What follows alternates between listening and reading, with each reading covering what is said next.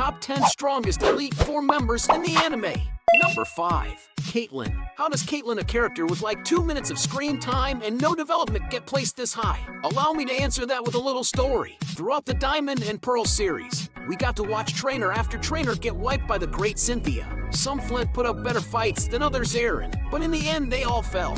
Then along comes Caitlyn in Best Wishes, showing the world that Cynthia's Garchomp is not unbeatable. Right here was the first time I've ever seen this world destroyer be on the back foot for the majority of a match. Caitlyn's Gothitelle gained the upper hand with a ruthless psychic, and her non-stab Thunderbolt was able to neutralize Garchomp's stab Draco Meteor. Look up, making a good first impression in the dictionary, and you'll see a picture of this perpetually sleepy princess. Number 4. Malva. This fiery reporter has actually never won a battle on screen. However, putting her at 4 was an easy choice. Her Mega Houndoom has the most powerful crunch in history. This is a crunch from Ash's Crocodile, which is a very powerful Pokemon in its own right. Seems like a pretty ordinary biting move, right? Now, watch Houndoom use this move. It might have actually been enough to finish off.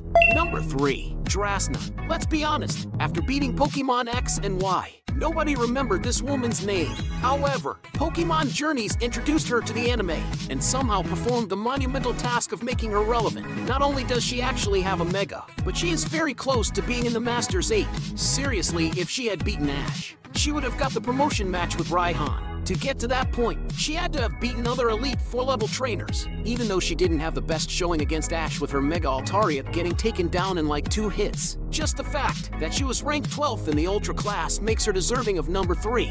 Number 2. Seabold. Not only did he defeat the Charizard, which blasted its way through the Kalos League, the only other person to achieve this is Leon, the man who was literally the single strongest trainer in the world. So, if Seabold is this good and can use Mega Evolution, he should be number 1, right? Well, no, because he's yet another victim of the Elite Four disappearance curse. After appearing in the Mega Evolution specials, he just pulls a Tobias and vanishes from existence. As a result, he just loses the title of strongest Elite Four member to. I've been playing a really popular Pokemon game lately. The Blastoise I tamed in it is super powerful. You can download the game by clicking on the link in my profile intro. If you can't see the link, check out the pinned video on top of my profile page, where you can also private message me directly. Number 1. Flint. Up until this point, we had never seen Cynthia even struggle in a battle. Flint took down 2 of her Pokemon and dealt significant damage to her Garchomp. His Infernape has absurd defense, being able to take on most attacks without flinching. It casually took multiple moves from Ash's Buizel, Infernape, and Pikachu,